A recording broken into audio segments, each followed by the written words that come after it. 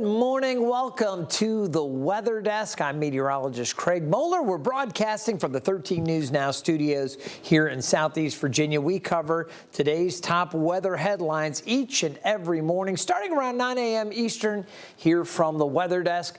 What are we covering today? Let's jump into it with our headlines, some of our topics.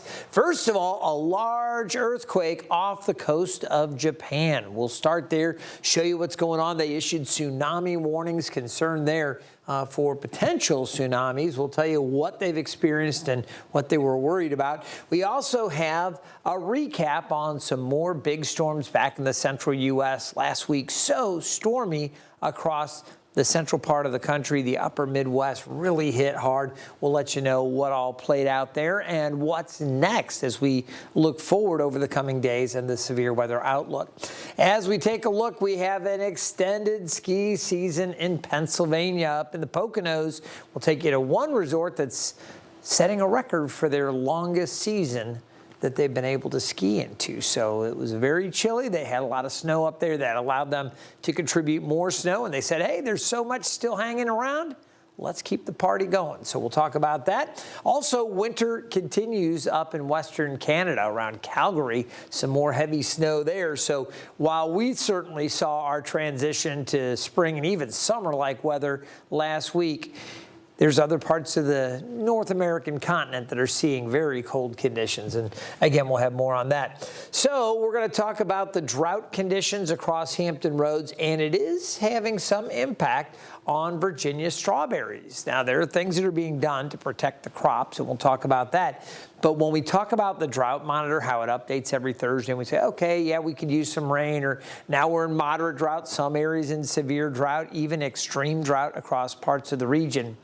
It's taking a toll on some of the crops, and there are things that folks need to do to protect that. We've got some information on the Artemis 3 rollout. They are completing the construction of parts of that rocket, and we'll let you know where they stand with that. And I've got the week ahead, what's upcoming. Some interesting weather here for Hampton Roads. Chilly today and tomorrow. Some frost potentially tonight. And then we're going to see warmer conditions late in the week. So I'll have a lot more to share with you on all of that. But we begin overseas. You see this dot now yellow, meaning this earthquake, and it's a larger earthquake at that, occurred within the last 12 hours. Okay, we're talking about an earthquake 7.4 magnitude at a depth of about 6 miles. It shook there off the coast of Japan in the northeast part of the country, and you can see some of the coastal areas here that were concerned. This was about 62 miles off to the east of the coast right here. The quake happened again about 6 miles below the surface, and that triggered tsunami warnings and advisories along that part of the island country's coast. Now, the Japan Meteorological Agency says a 2.5-foot tsunami was detected at one of the ports, but they were concerned that they could see something as high as 10 feet. So that tsunami warning system said a destructive Pacific-wide tsunami was not expected, and there's no threat to Hawaii. Some good news there. But obviously, folks along the Japanese coastline were concerned there could have been a larger tsunami from that quake. So far, so good. Just that 2.5-foot tsunami. We'll continue to watch that and let you know if we hear anything different. All right, back here at home, we've got a different situation as the upper Midwest was hit so hard. We talked about this. There are many communities in multiple states assessing and cleaning up the damage after a swath of storms struck that part of the country. And really, it's just the beginning of what the National Weather Service considers tornado season for the Central Plains. Jen Sullivan reports.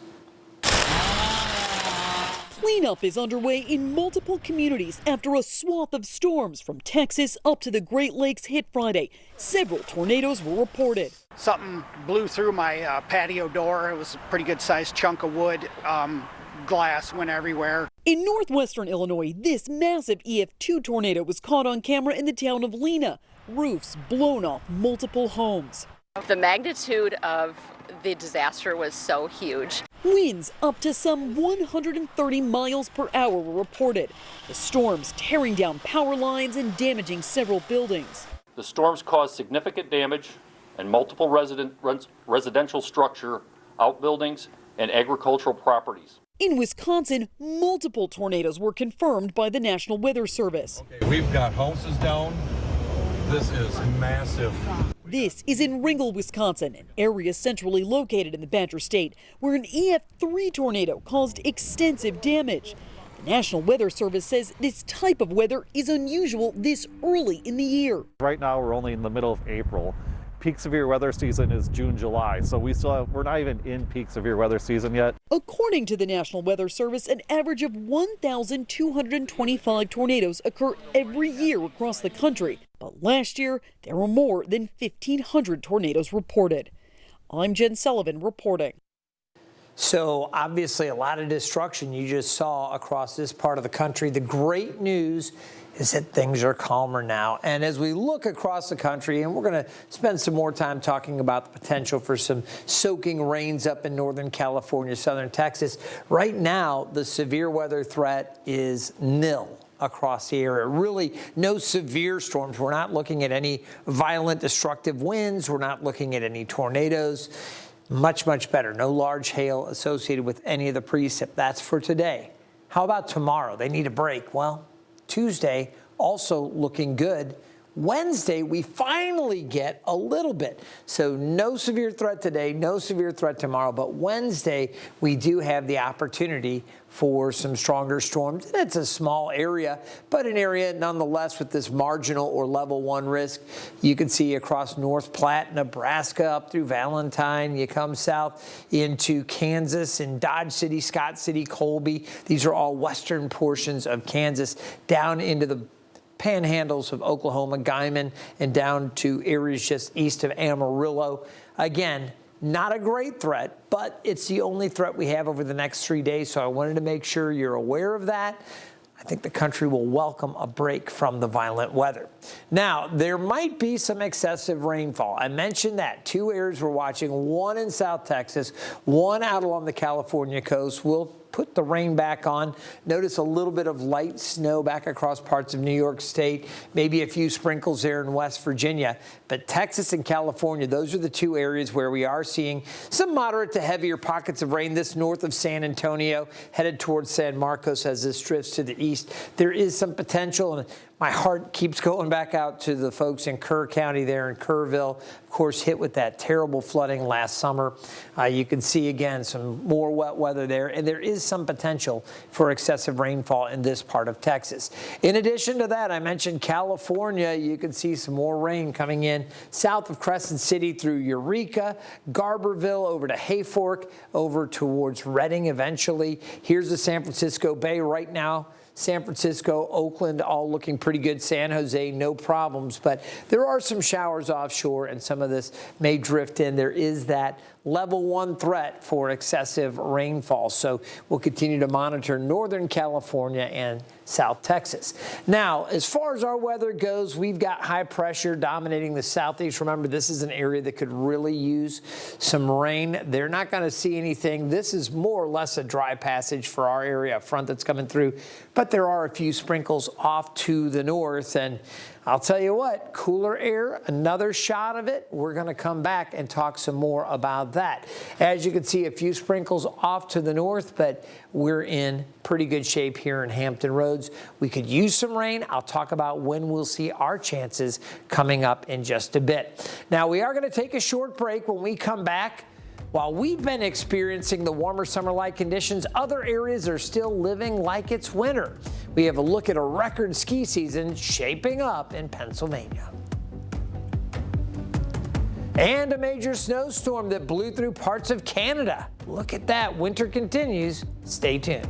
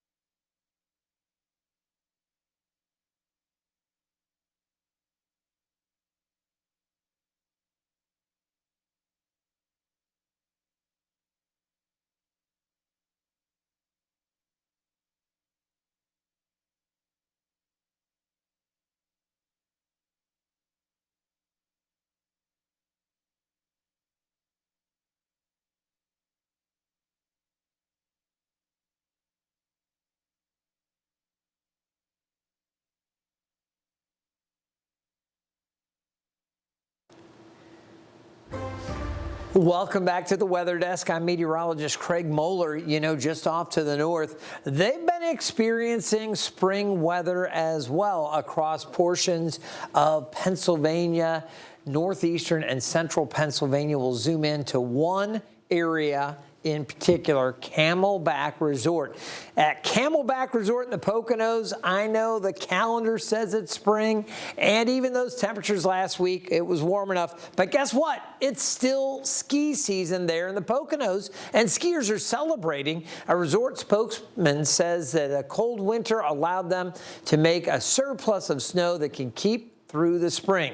Now, usually when people hit the slopes, they have plenty of layers on, but those layers aren't needed with the spring warm-up, and some of the guys are even opting to go shirtless. The conditions are excellent, even if they were bad. Snowboarding in April. I'm a bump skier. I love hitting the slushy bumps. It's awesome being out here in this time of year. And if you would have told me on Monday that I'm going to be skiing by Friday, I would have called you crazy. I never thought it would have happened. All right, I'm going to sound like a dad here for 2 seconds.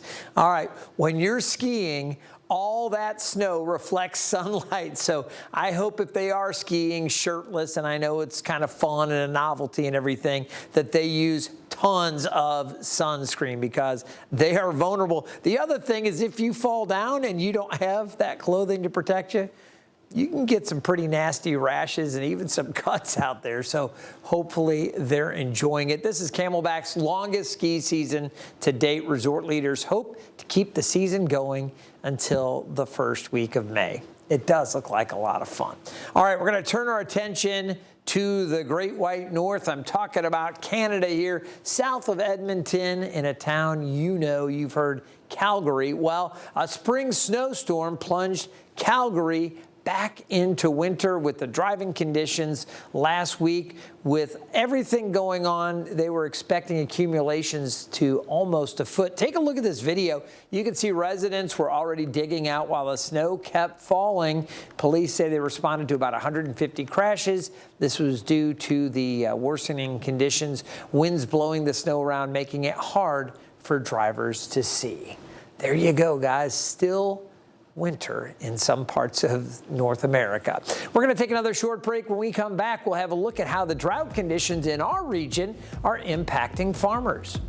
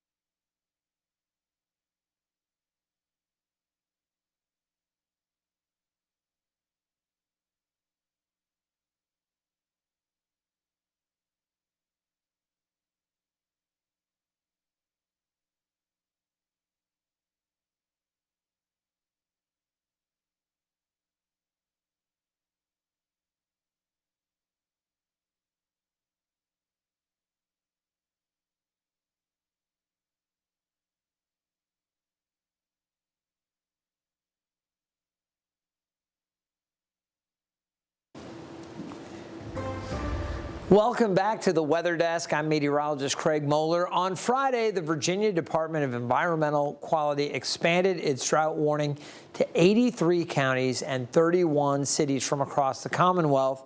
And that does include northern parts of Hampton Roads, like Hampton, Newport News, Williamsburg, and more. The conditions hitting farmers at a critical time of year. Wayne Koval reports.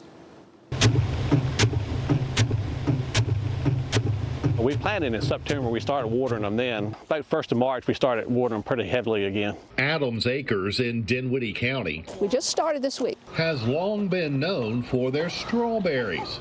Amazing. Oh my God. But a long bout of dry weather. Oh yeah, it's dry for this early in the year. Has concerned many regular customers. I called a couple weeks ago to see if they had them ready. Because it's been so dry, I didn't think they would.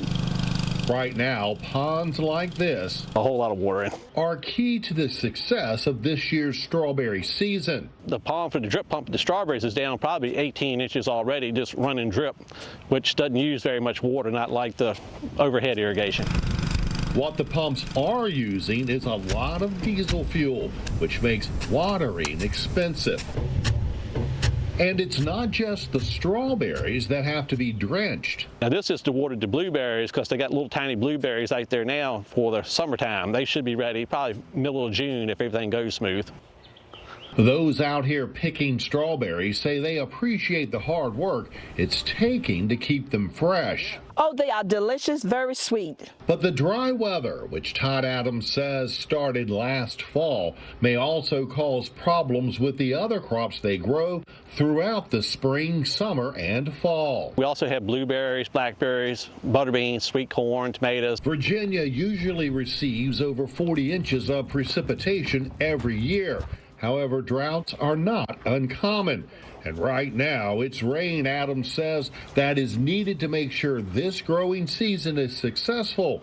And without it, it slows everything down because you got to pick and choose what you're going to do. Try to plant where you got some moisture at to plant.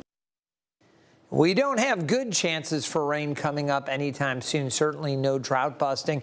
I'll go ahead and just mention again, severe drought from Accomack on the eastern shore over across the northern neck, parts of the middle peninsula, much of the Piedmont out through the Blue Ridge. You can see these areas and look at how much of North Carolina under severe to extreme drought.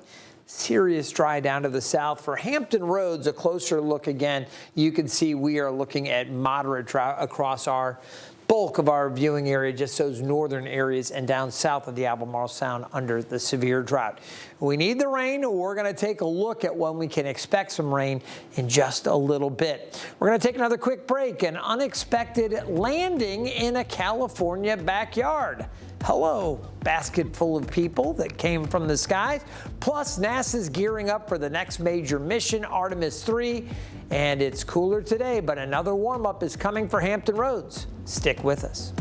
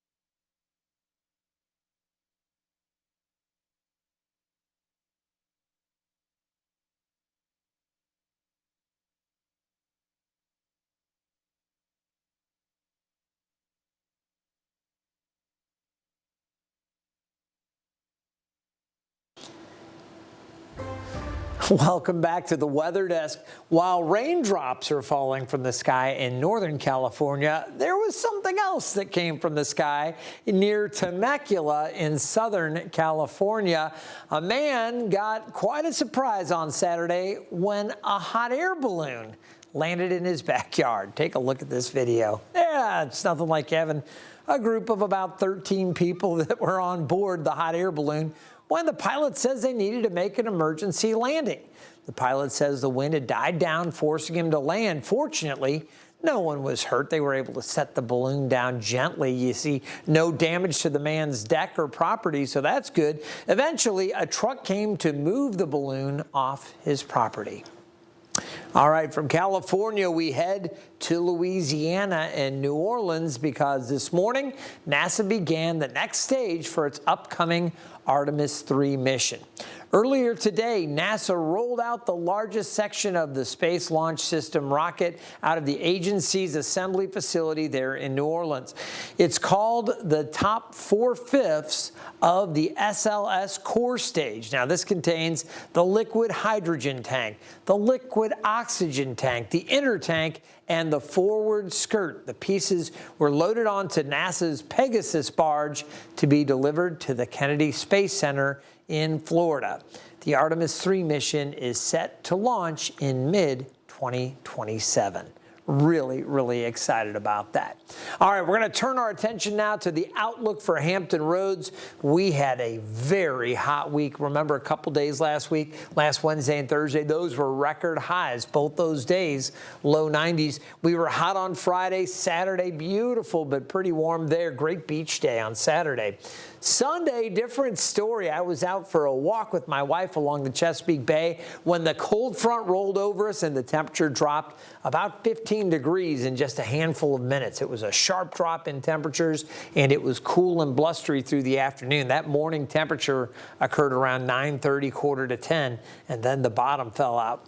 As we go today and tomorrow, a couple of blue days being below normal days. Then we'll get back to the red by Wednesday, Thursday, Friday, and Saturday. It will be above average, highs expected to be in the upper 70s. How about rain? You know, we had that front coming through. We knew there'd be a chance for showers, and there were, but it wasn't a lot. We only had 0.02 of an inch of precip. So April continues to be one of the driest on records officially for Norfolk, with just over half an inch, 0.54 inches specifically. And it looks like, with the possible exception of a stray sprinkle or two today off to the north, it looks like it's going to be dry today and tomorrow. Now, Wednesday evening, there might be a couple of showers Wednesday night into early Thursday, but very isolated, very light, and I don't think we're seeing much here. I think we're dry again Friday. Saturday, chances for isolated to maybe even scattered showers later Saturday into Sunday. We could use that rain. We need that rain, and it looks like we'll at least have a better shot this weekend. Highs today, generally in the mid-60s, low 60s for your Tuesday. By Wednesday, up to 80, and then Thursday around 80, or at least upper 70s. Upper 70s Friday and Saturday. Temperatures then getting closer to average, and the average high again, 72 degrees. So we'll be in the low 70s through the late part of the weekend and early next week. That's kind of that 10-day outlook. Temperatures wetter. How about precipitation? It's going to be wetter than normal across the southeast U.S. These areas, especially the Florida Panhandle into southern Georgia here, desperately in need of some rain. So hopefully they get some with this pattern shaping up out 8 to 14 days. As you look over the southwest, some of these areas in need of rain, they'll get some as well. It's going to be dry across the upper Midwest, and the northwest U.S. should dry out. They're ready for a break up that way. Temperatures are going to be warmer out west and still pretty warm across Florida and the southeast U.S. We should be slightly above average, but notice that cool surge here down across much of the central part of the country. And these are the dates from the 28th of April through the 4th of May. So that gives you that time frame. Want to mention our UV index. It's pretty high today. It's a 6. That's on the low end of the high category. So for the next several days, we're looking at either 6s or 7s for UV index as we forecast going forward. about 30 minutes before a burn begins. Remember the sunscreen and wear your sunglasses as well. Always want to protect your eyes. Tree pollen is high, grass is moderate, mold is low, but we are still dealing with some pollens out there. Temperatures are down significantly over the last 24 hours. We've talked about that. Mid-50s as that cool air settles in. Highs today in the mid-60s. We will see a few more clouds later today with a very low risk of a stray sprinkle. On the water, small craft advisories going up on the Chesapeake Bay. And you can see, again, a quick live look out there. Skies are mostly sunny. We need to activate that video playing live, but you can see it's a pretty quiet start to the day. Some showers off to the north. Again, a decent amount of sunshine here, and as we go forward, you're basically going to find the drier conditions again for most of the region. Low risk of a stray sprinkle. You see a little something, but nothing significant. Overnight tonight, remember, there's a frost advisory for inland areas. That's Chesapeake, Suffolk, and areas out to the west. Gates County, Bertie, Hertford County, these areas also under it, and James City County on westward, chances for frost. Tomorrow's highs back up into the low 60s. It will get much warmer after that. Looking forward to temperatures getting back up to near 80 on Wednesday. A chance for a couple of evening showers, and then pretty nice Thursday and Friday, but we need that rain. Hopefully we'll see some of that this weekend. I hope you've enjoyed this edition of the Weather Desk. Thanks so much for joining us. We'll see you next time.